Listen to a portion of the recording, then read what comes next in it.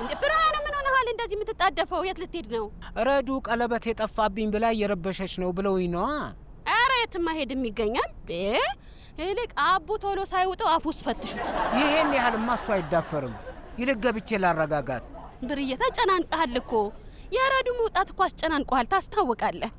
እንደው ደገፍ ብለህ እኮ የምታግዝበትም ትከሻ ያስፈልግሃል። አይ እኔ እስክስታ የምወርድበት ትከሻ ነው የምፈልገው። እውነቴን እኮ ነው ብርዬ፣ ብቸኝነት እኮ ሊያጠቃ ይችላል። ያን ጊዜ ደግሞ አጠገብህ እንደምትንተራሰው ትከሻ ያስፈልግሃል። አልገባኝም። ትከሻ መሸጥ ጀመርሽ እንዴ? ሄሎ ሰልዬ፣ አረፈድኩ አይደል? በቃ አሁን እመጣለሁ። እኔ የምልህ ቀለበቱን እኮ ዝም ብዬ ፍዝዝ ብዬ እያየሁት፣ አንተ ግን በደንብ አይተኸዋል? ወይኔ ሲያምር!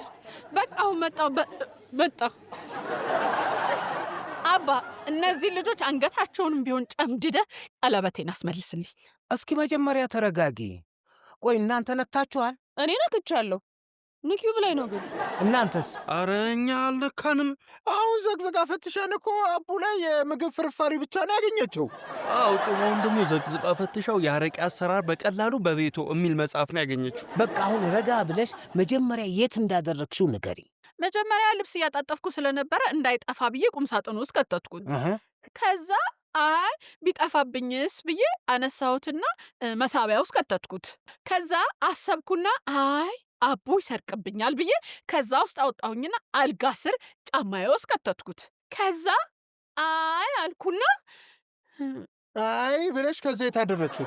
አይ አልኩና ከጫማዬ ውስጥ አውጥቼ እዚህ ውስጥ ከተትኩት። ከዛ